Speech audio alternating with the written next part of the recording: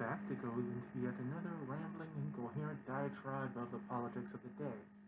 And what could possibly be on the minds of everyone this past day, days, week? Well, we have the protests that are stretched out countrywide.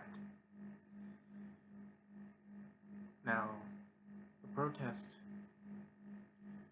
was and should be on the horrific death of George Floyd at the hands of 4 police officers.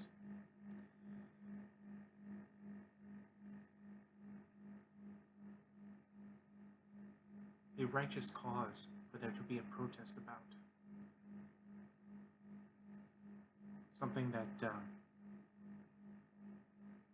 is beyond my experience, clearly, of having to have the worry of just walking down the street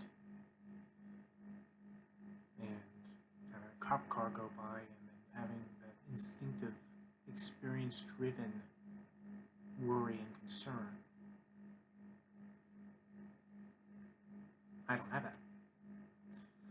And I can only emphasize so much because of that lack of experience.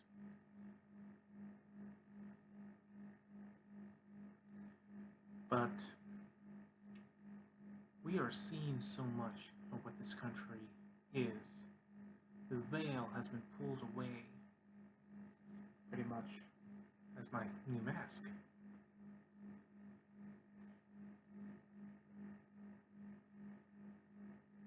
We are seeing the whole concept of the both sides things, or at least the appearance of it. We are seeing, while we have peaceful protesters with a righteous cause to protest, that is their right to protest, waiting for this long-sought change that you would think after so many decades, centuries, that, at 2020, no matter how much change has happened and how much improvement has happened, we still see none of that. As I said in the last video, it is not improvement, it is just difference. When an awful thing happened and it stretches over time, you don't improve upon it, you just change it. So it's something different, but it's still awful. It might be window dressing, in the appearance sake, but still underneath, you still have the problem. You still have the same problem.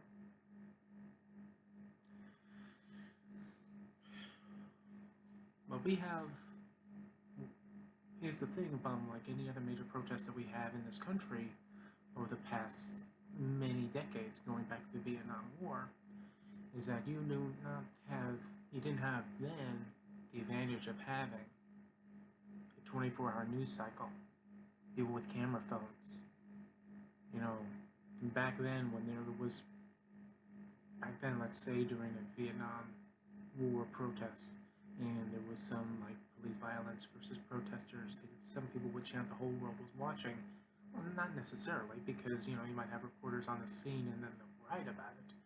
That goes as far as its publications, depending upon if it actually reaches the nightly news or not. Here, we have 24-hour news cycle. We have people with camera phones, as I said. We have the ability of people becoming not only the social media, but the media itself in real time, showing everything. Showing the looters, as well as showing the police officers who, because they feel justified in being pissed off, are behaving fucking badly. Not all of them. And it has to be stressed that you got plenty of good cops who are at these protests who take the knee and show solidarity with the protesters. But that's not all of them. I mean, you can You can gamble and say that as most officers of the law that are good. But the instances that we're seeing in this past week, from the violent to the same good old boy blue wall that is protecting one of their own or multiples of their own,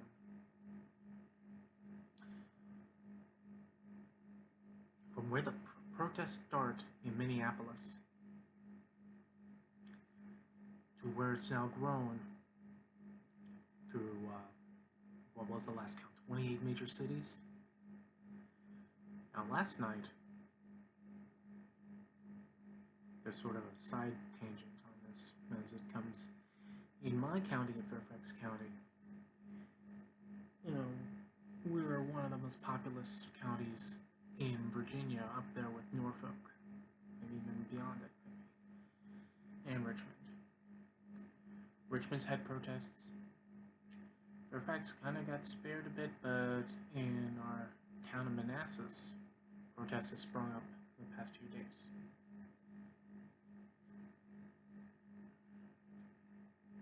This is one of those moments, especially in a time of pandemic, that this is almost biblical. This is almost something that you can read and see the decline before the end. I don't want there to be an end to our country, neither do you. Most of you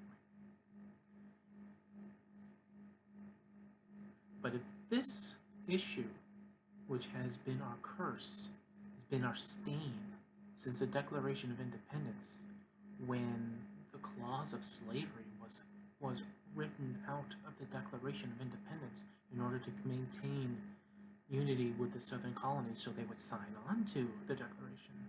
From that original stain and compromise up into the Civil War, the Emancipation Proclamation, even before then, with the Great Compromise with Henry Clay, is that we had the choice between slave states and free states.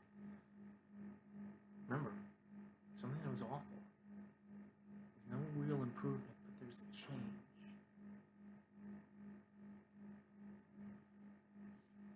But this long, moral, intellectual dilemma that, how can you justify singing your songs or having your children sing these songs in elementary school about the pride in the country and the land of the free and the home of the brave, when the idealism does not match the reality.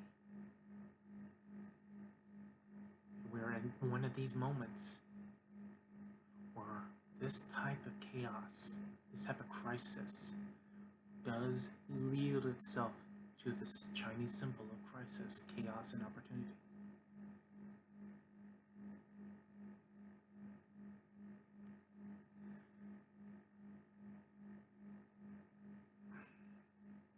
Sorry, I'm kind of slow with this tonight. But there's a lot that you go through in your mind from this. Like, in instance, unfortunately, there's two sides to this, but I don't know if it's really two sides. Because on the one side of the bad behavior of police, and we've seen a lot of articles, we've seen a lot of instances in this past week, for how indiscriminate they were in shooting out those rubber bullets and tear gas. At least two journalists were hit with tear gas canisters in the face. One lost sight in one eye, and other lost the eye entirely. We've seen on live television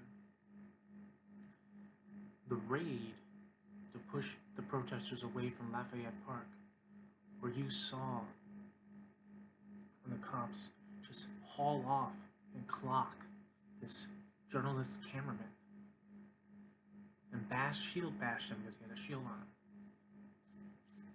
just to drive them away for something we will discuss later.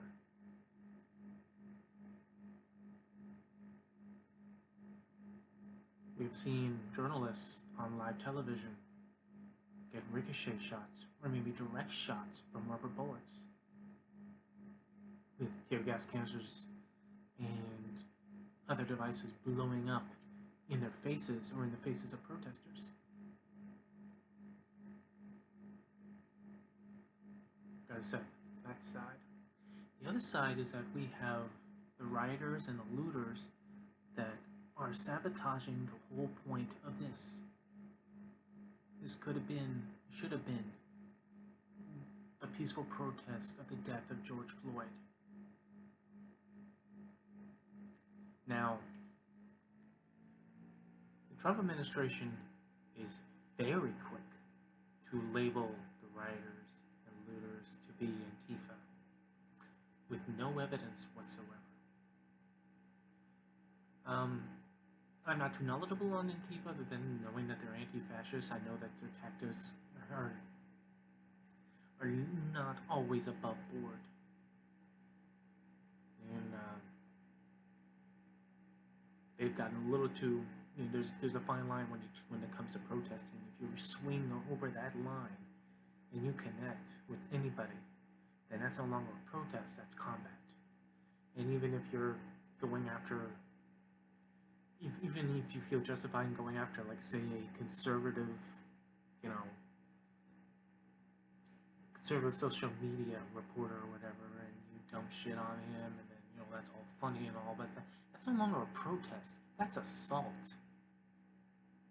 A shove is an assault, technically. So, yeah, they can get into some unsavory tactics in and of themselves, but the thing is that Antifa does not glow in the dark. You can't identify someone who's Antifa as opposed to somebody who's protesting, especially in time of pandemic where everyone is wearing masks. But they're sure darn certain that it's Antifa, isn't it? Bill Barr comes out and saying that it's far left-wing extremists. Really? What's your evidence? You don't have evidence. They don't have evidence. But they're clear to call it Antifa and try to say that they're going to designate Antifa as a domestic terrorist outfit.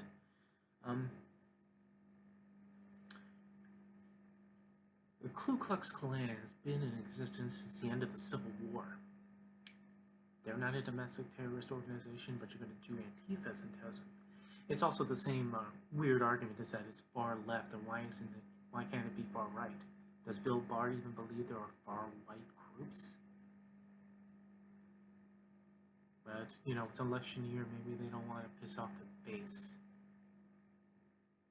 You know, if their base would happen to be pissed off if someone labeled a far-right organization, like some white supremacist group or the Klan, being involved in the rioting and looting, especially when the point of doing such a thing, especially in this type of protest, would be to sabotage and screw over the righteousness of their protest? You don't think that's possible? You know that's possible. We know it's possible. When that guy was smashing windows in Minneapolis at that auto center, I was calling it Automax online, it's Auto Center, one of those, auto place. You know, you saw him on camera, you know, gas mask and dark suit, and he's smashing the windows while having an umbrella. He was stopped and warded away by a protester. Not a cop, not cops, no one's stopping him. But he was driven away by protesters. Turns out that that guy was not Antifa. He was not, you know, part of the protest. He was a cop from St. Paul, just across the way. Doing that to instigate people to riot, to make the whole protest look bad. There are other instances, other articles you can find where you see different locations, the same type of thing, where you see these people uh, doing the rioting. You know, they're breaking shit and so forth. You know, swinging at people with skateboards.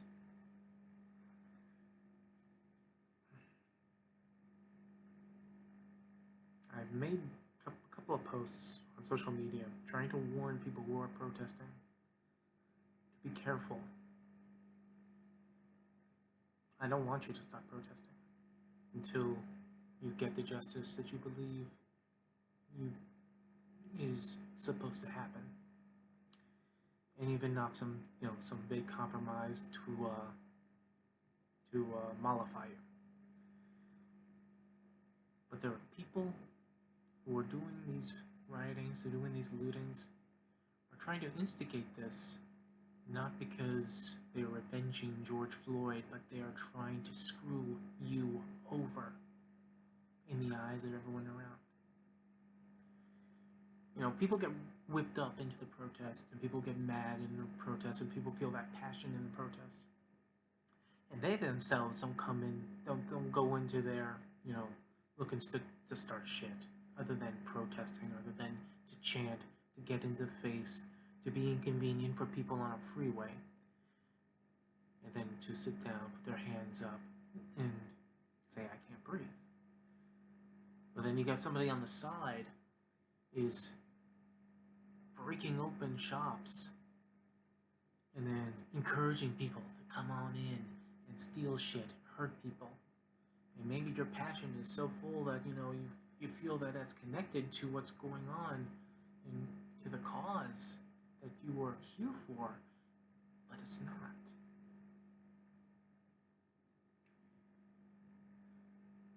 Just want you to be careful. And I'm proud of the protesters who do see this shit happen and do try to do something about it. I've seen the videos of protesters stopping rioters, stopping people from, or trying to stop them when trying to set fire to something, and then protesters are screaming at them to stop. And here's the thing, when it comes to like curfews and so forth, alright? The rioters, they tend to disappear. Protesters stay. The protesters know full well that they are going to get arrested, so they peacefully protest, and they will peacefully drop to the ground and put their hands up, and they will be waiting to be picked up. That doesn't, of course, mitigate and change the disposition of certain bad cops who are in these lines, who decide to take the opportunity to tear gas people in the face when they're sitting down, already docile, already submissive to being arrested. Again, but is it both sides in this?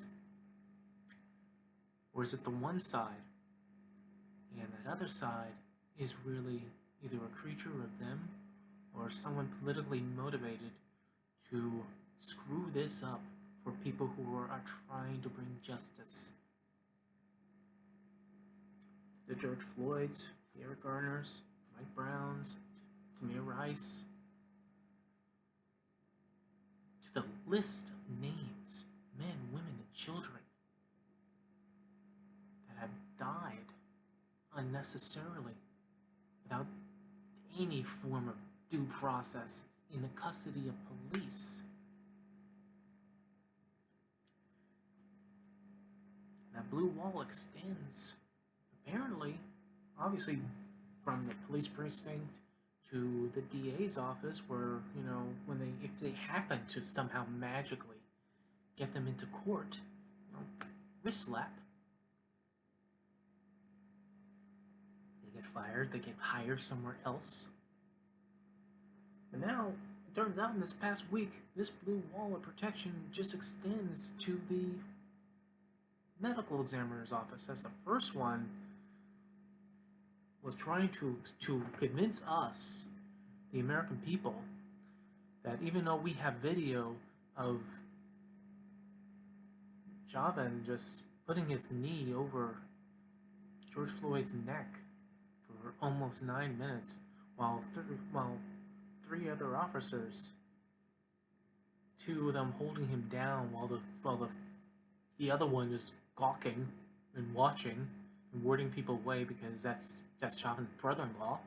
Well, yeah, that's a nice little point there, isn't it? That the ME is trying to explain, to convince us that George Floyd didn't die of asphyxiation, of being choked. I mean, it seems that bullshit that the mayor of Mississippi was saying that, you know, if he said he can't breathe, then obviously he can breathe. Fuck you.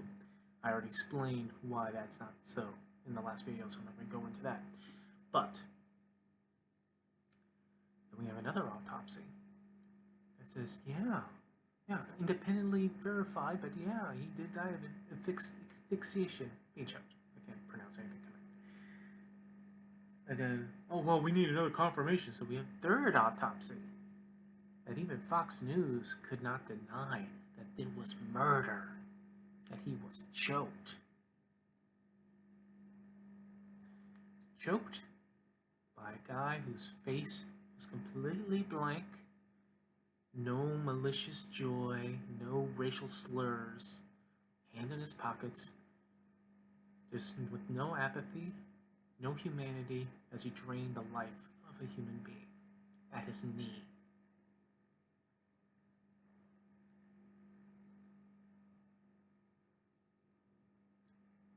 So,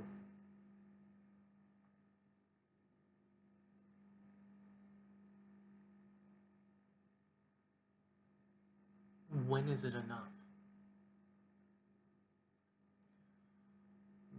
When is it enough to acknowledge something that has been wrong?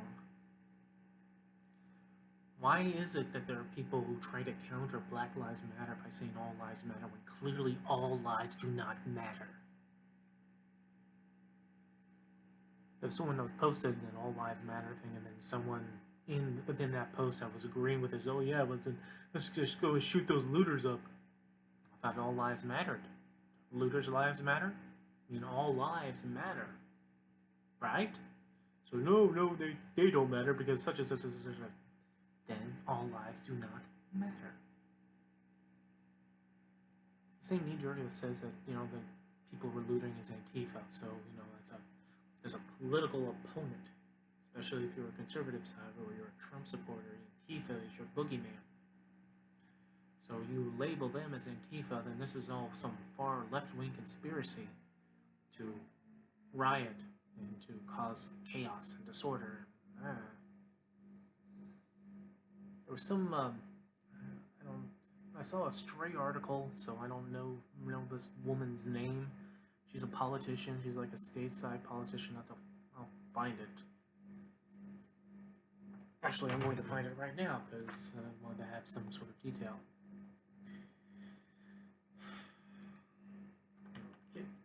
Get this shit.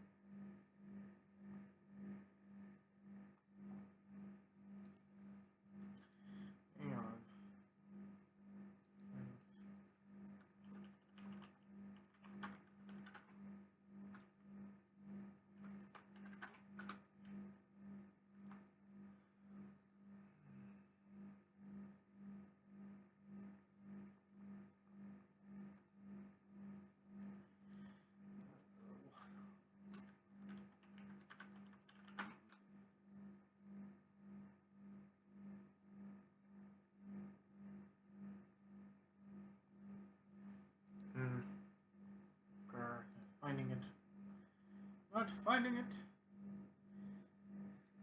But as I go and try to find this. Time in. Alright, I found it. When I was going into a diatribe of her. Joe Ray Perkins, the QAnon conspiracy theorist who is a Republican nominee for the U.S. Senate in Oregon, streamed a video on Facebook last night, which is actually 2 nights ago, in which he called for the National Guard to be mobilized against the army that Obama put together. she believes is behind the nationwide protests that are occurring following the killing of George Floyd by a Minneapolis police officer last week.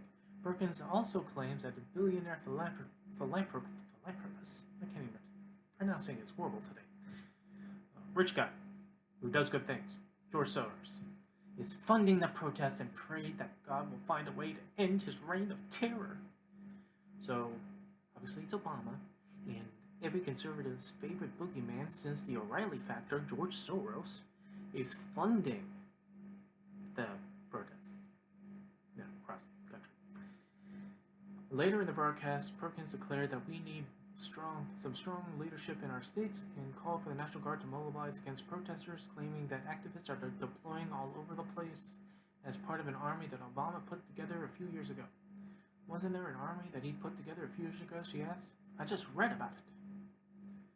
I'm going to put the post up on my social media for those who can find it and knows who I am, so to find it, you can find it. It is adorable, and boom, there it is. Yeah. So, yeah, people are out of their goddamn minds.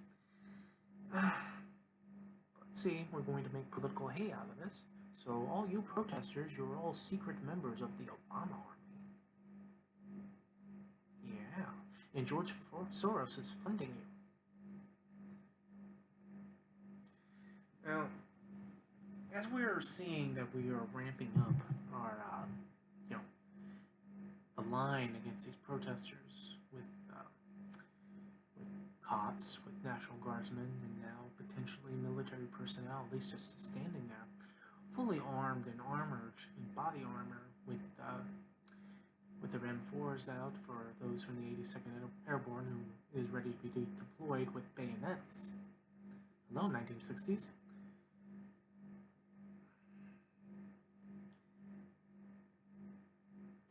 I'm just spitballing here, but if George Soros was really funding a insurrection-like level of protesting, wouldn't these people have more than just signs and bottles of water?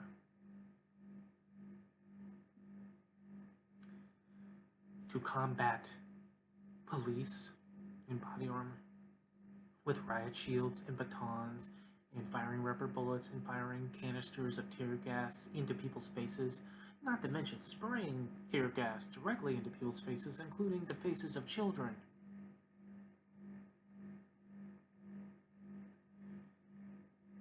Now, Bill Barr, a week or so ago, did an interview talking about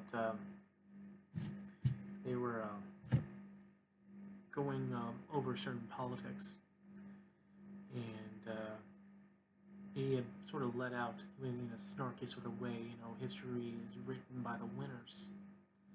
So any of the nefarious stuff that he would be doing for Trump wouldn't be written because the winners would have written down the history. It's a pretty interesting statement to make on television, but he did that. You are not on the right side of history in this protest. The protesters are.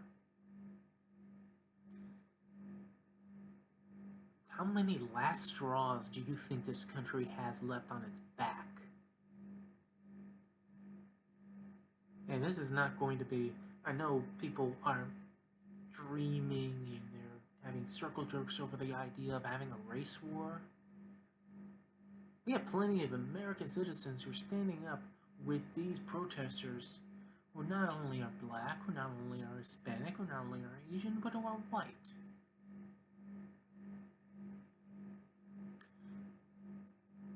That this is a justice thing that the majority of America is understanding, but however, the minority of America who happens to be in power still wants to see a disparity between the different skin pigmentations. They want to see us pissed off at each other. They want us to stereotype. They want us to be racist towards each other. Because if without understanding, then there's fear. If there's fear, you can stoke that fear into anger if you need that anger and emotion and be able to push your own agenda because we're the boogeymen of them versus us. And we're seeing that. How many times do we need to see that?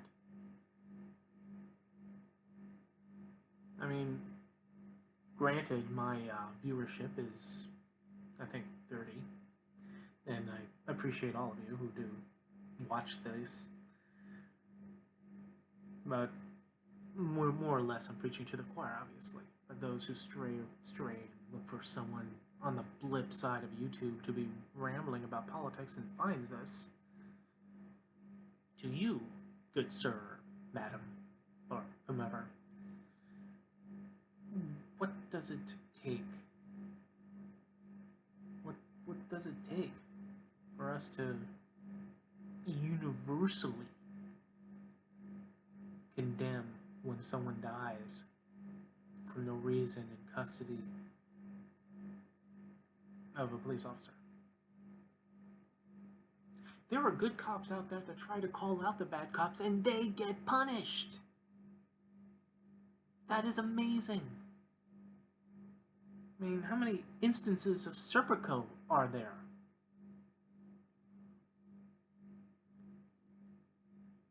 And that's a little melodramatic, but that's also true.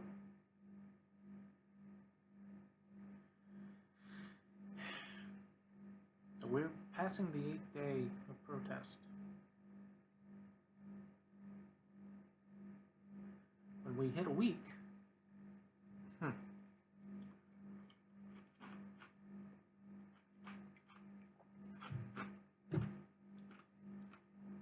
our president, yeah, we have to say that. Before someone goes, hey, he's still your president, you don't say, he's not my president. But our president,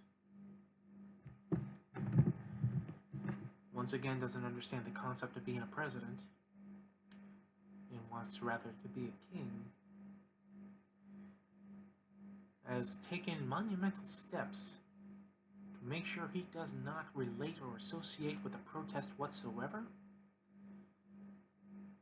When they were asking the press secretary if he had given a call to George Floyd's family, she didn't know.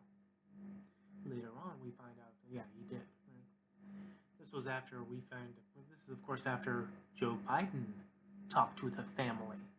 And so, well, if Joe does it, I better do it too. So, evidently Trump did talk to George Floyd's brother. And George Floyd's brother, when he's explaining or he's describing this call, gets emotional about it because Trump did not let him speak. He just rattled off whatever platitudes and whatever he wanted to say, and then click.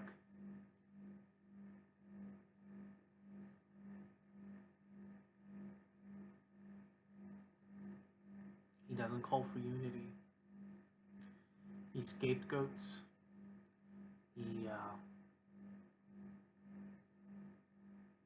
demonizes. He land-based the majority of the protests by the actions of a few in terms of looters and rioters. They're all thugs now. He invokes the words when the looting starts, so does the shooting, which echoes back to the time of previous decades. That is a dog whistle that a lot of people get.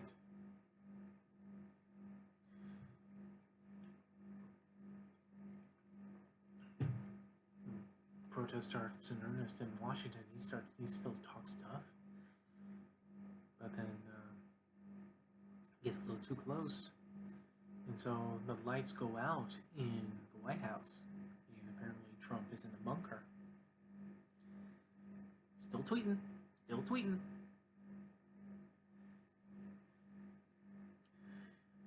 He then starts talking about invoking military action while on a call with the governors of our states that are being involved in this, saying that they're all weak for not crushing their protests in their cities.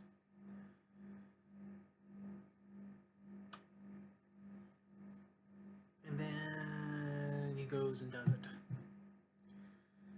Orchestrated by him, by Bill Barr, the idea apparently being that of Hope Hicks and Jared Kushner.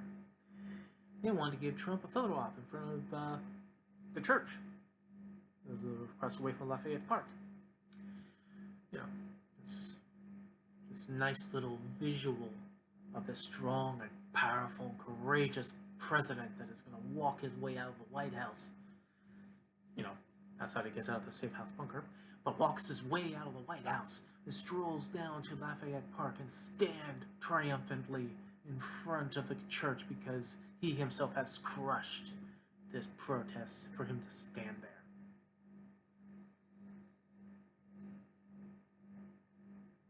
Started with his little speech in the Rose Garden before he started his walk, and as this speech is happening, that's when the military police, the police on horseback, are throwing tear gas and beating the protesters who are peacefully protesting, who was not rioting. Nothing violent during the day. And they forced them back, and they beat them back, and they tear gassed them back. Protesters, journalists, everyone pushed them violently back, denying them their First Amendment right to protest. And why? So then Trump can go and waddle from the Rose Garden triumphantly with his buddies down, so he can stand in front of the church wordlessly, holding a Bible. Holding a Bible like someone who holds something unfamiliar that they've never touched in their lives. A Bible that was backwards. The Bible. Look at the Bible.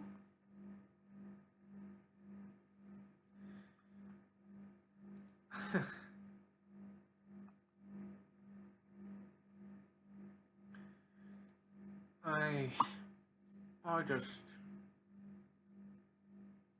use so much to say that he had forcefully pushed people out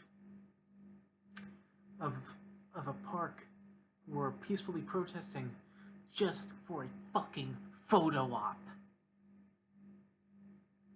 There are people that I know that win for one person that is diametrically opposed to everything that Trump barely stands for, to voting for Trump. The person you want to vote for pushed out peaceful protesters, guardsmen with police, just so that he could stand into a photo op. That is what you want.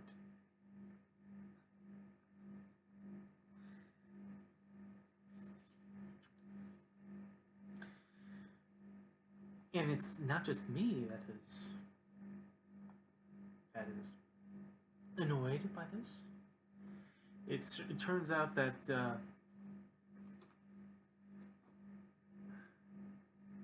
that Esper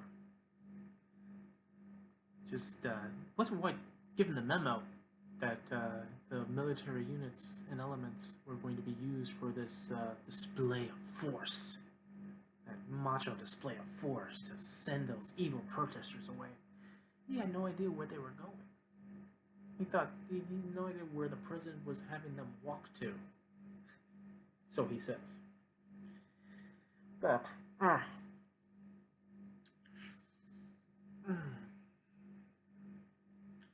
lot of people were not all that happy with this.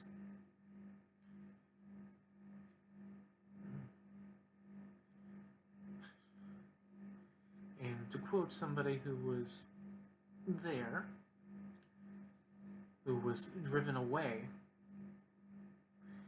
We were driven off of the patio at St. John's, a place of peace and respite and medical care throughout the day, so Trump could have a photo opportunity in front of the church. He would have had to step over the medical supplies we left behind because we were being tear-gassed. People were hurt so that he could pose in front of a church with a Bible. I am deeply offended, and I am now a force to be reckoned with. Reverend Janine Gerbasi. I'm not pronouncing that horribly. Forgive me.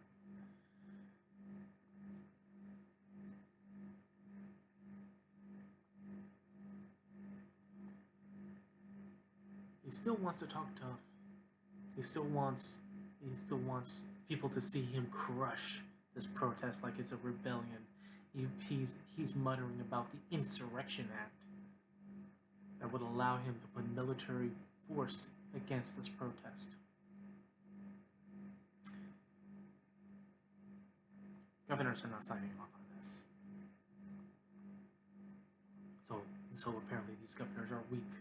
And if they don't take care of their problem, then he'll just do it for them.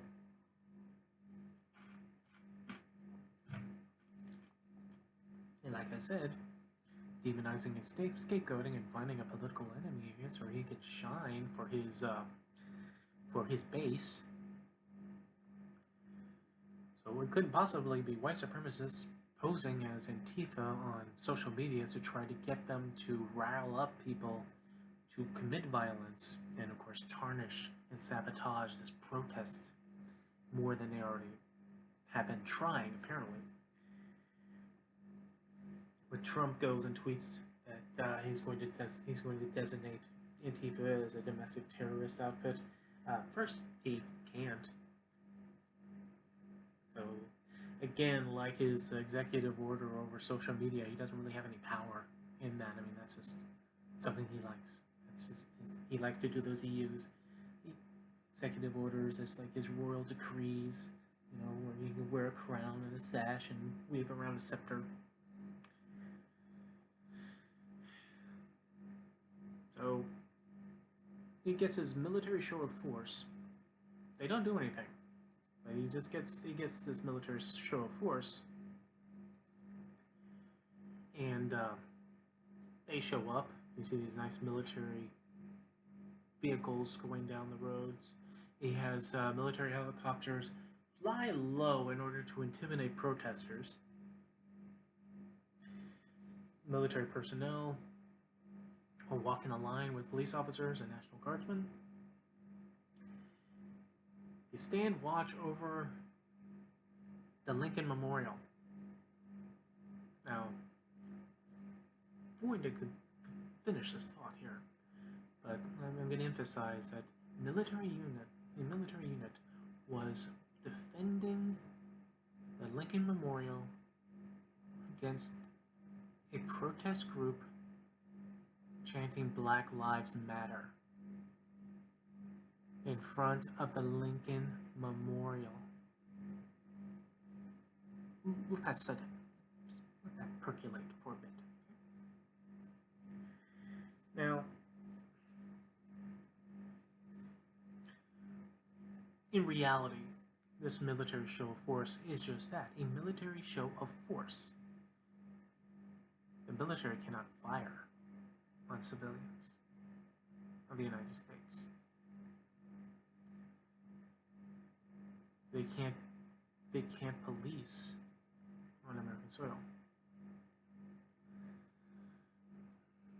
There is a law that directly contradicts the Insurrection Act.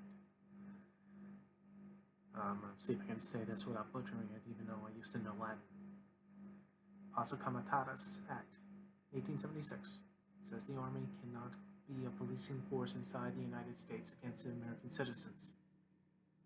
So what he's suggesting, and what he was trying to do, and what he attempted to do when he was doing his photo op, is against the law. You know, we're in June now, 5 months away from an election, and I don't know about you, Is you, for those who know me, I have nothing for Donald Trump, and he is just a stain on our government and our country. That he's disqualified and unqualified to being president of the United States. And if he somehow manages to forget another 4 years, that little photo op stunt using military elements along with the police to push out protesters exercising their First Amendment right violently and also attacking journalists. Oh, incidentally, also attacking journalists from Australia. They got bashed too. They got hit by shit too. That can be an international incident.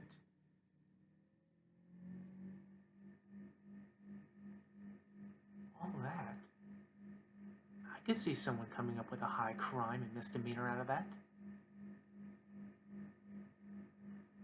But I don't know if it's going to get that far. Because while President Trump is talking tough, being the guy standing against protests and making it no longer about George Floyd, but making it about him, he tried to get the MAGA to come and counter protest for him, and they didn't really show up. Except for those who did show up. I believe they showed up today, and they came armed, and the police pushed those away. The police don't want armed MAGA to get between them and the protesters. Because that's a bridge too far on this spectacle.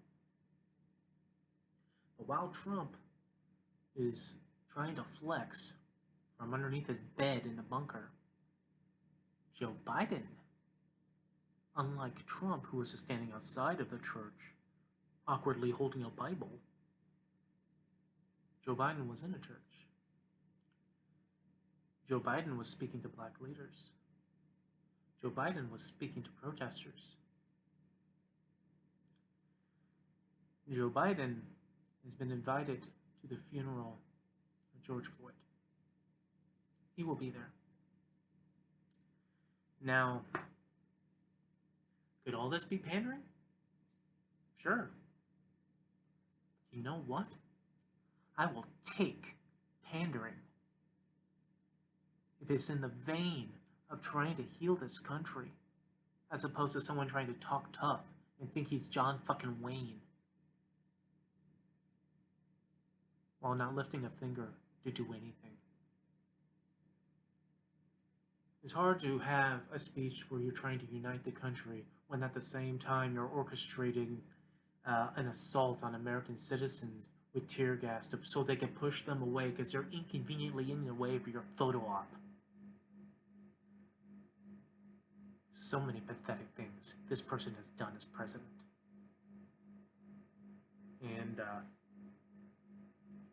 I don't know if I could say this is the worst, but it's up there.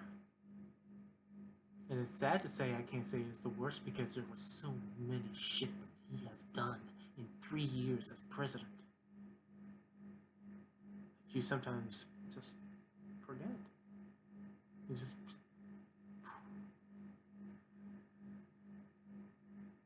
And you're wading through a cesspool. You think you're going to try to identify, a scent of one byproduct over another? It's all congealed there.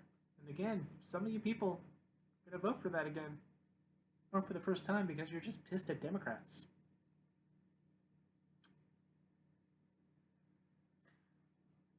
Joe Biden, between the two of them, came out and had his speech in Philadelphia today that few people really reported on because, he's talking conciliatorially. He's talking about the protest. He's talking about the death of George Floyd. He's talking about how systemic racism has been our curse that he wants to try to break, that he's not going to try. At least he's saying it. He's not going to try to use race and scapegoat and demonize and use it for political points.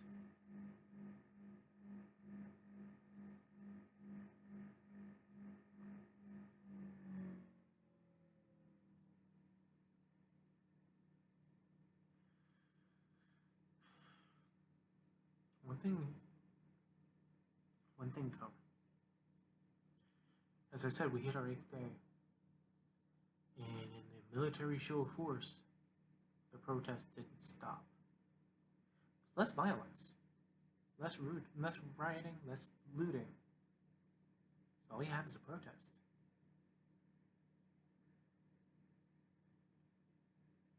Protesters stay to be arrested. They don't riot, they don't loot. They came with a purpose. They walk in, and they will be there until that purpose is carried out. Now, any other person who was president of the United States would try to talk to the protesters. Nixon, famously, even though he himself opposed the protests that he was being levied on during the Vietnam War, one night found his way to the Lincoln Memorial and was confronted by protesters. And they had a dialogue back and forth. Protesters didn't give Nixon much, credence, and Nixon diametrically opposed from their point of view, but at least they talked. Before the, before the people of Nixon's group realized what was going on, and they hurried him away.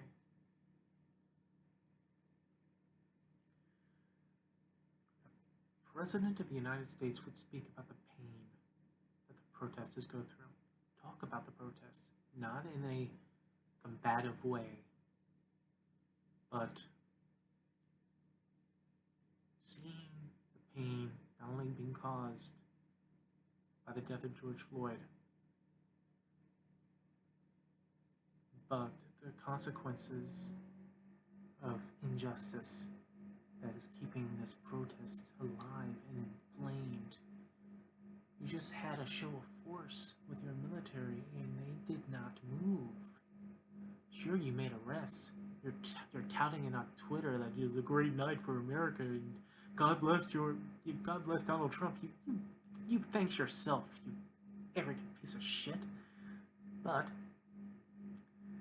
a president would try to reach out to the protesters. They'll try to empathize. Not be a sociopath about it and not looking for their own selfish views. At least not making it so naked obvious about it like you are.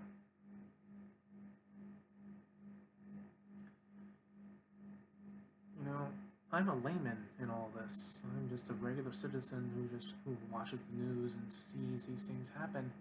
And if you could guarantee that all 4 police officers be charged the same as Chauvin is, find his brother-in-law that skipped out of Minnesota and bring his ass back in, that is an olive branch of justice that you could be handing to these people. Not, having to wait days for the first one to get arrested.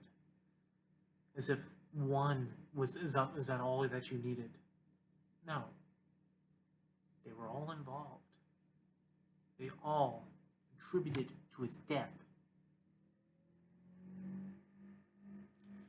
And then, I don't know, try to feel when they tell you their story, when they tell you his story. I don't care what you need to do in order for you to switch that tiny switch of empathy that you can flip that on. I don't know. Do what they did in the movie A Time to Kill, where he was doing the summation of a closing argument. Matthew McConaughey was explaining the horrible rape that this little girl had to suffer. At those pieces of shit that died at the hands of Samuel L. Jackson, which is why he was on trial. And in the midst of the gory details that he does, he then says, now imagine she's white. What a brilliant moment in that movie. But maybe you need that. Maybe people need that who don't seem to understand the horror in this. Imagine George Floyd was white.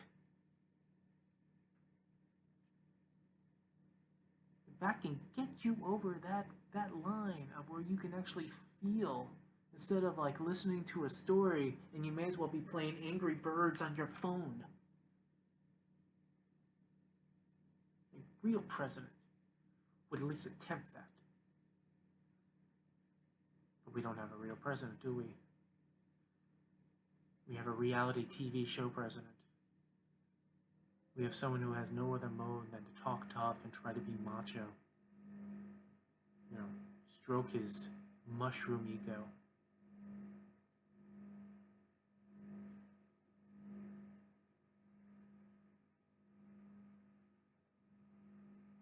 But if you get these other people, these police officers arrested and charged with Chauvin, that goes a long way. And that's simple action that should be no-brainer, given what we have seen as citizens of that video, of the different angles where you could see the other officers holding him down.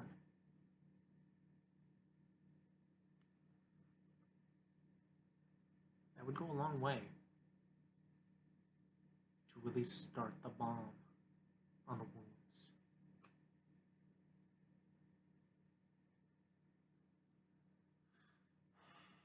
You know, like I said the last time, you know, intellectually, you know, we can know things are wrong. We can look up in the history book and see, you know, how horrible the time Jim Crow was, how segregation was horrible, dehumanizing. So one just wants to sit and eat in a restaurant, but since he's a wrong skin color, the other patrons have to mob around them. We can watch that. We can see pictures of lynching, but we'll never experience it. We'll never experience how in 2020 we'll never have to look over our shoulder. A cop car goes by, or someone, you know, leers at you a little too long. What are they saying under their breath, right? We'll never know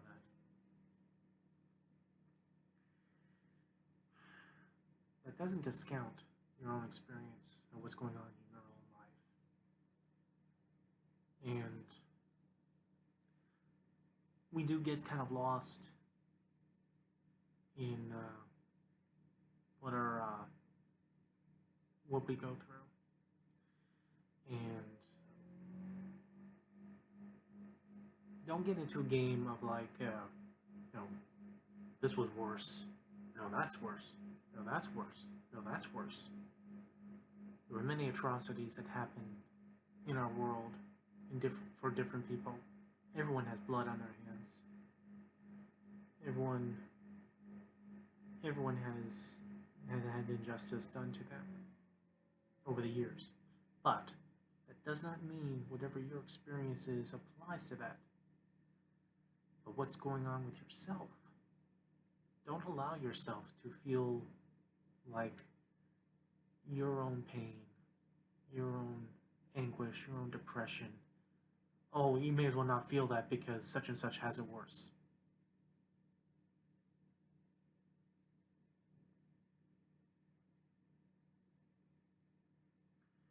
Because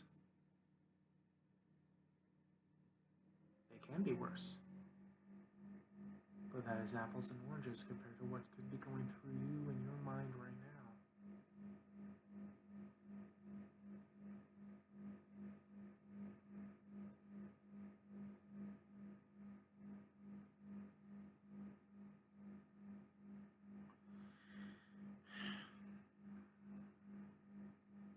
Alright, an hour has gone by. I think I've ranted my way out of this.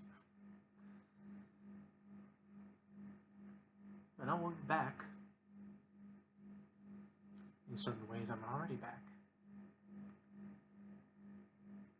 The Ranter rants because the urge to rant is rising. And the protest is righteous. This cause has been in, it's not just a Black Lives Matter thing. We may as well go from the deaths of people at the hands of police for no cause. You can take that, and this span of years as we've been seeing this happening, since we can see it happening on 24-hour news cycle and the internet and camera phones and all that. But you can take this sin, stretch it back to freedom riders getting run off the road and killed. Stretch it back to the Klan riots of the 20s. Stretch it back to Reconstruction and the betrayal of what was started from Lincoln, what happened with Andrew Johnson. Stretch it back to the founding, the first settlements in colonies by explorers, by the Virginia colonists, the English gentlemen who decided, I don't think I'm going to bring my 20 slaves over. They set foot,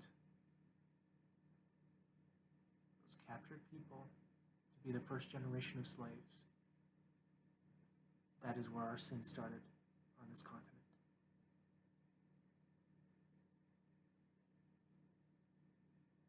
And it's beyond about time that it stops. You have a good morning, since I'm now at 4 a.m. I love you guys who are for the loving. God bless those who believe in that. Flying spaghetti monsters for those who believe in that. And I have nothing else to say.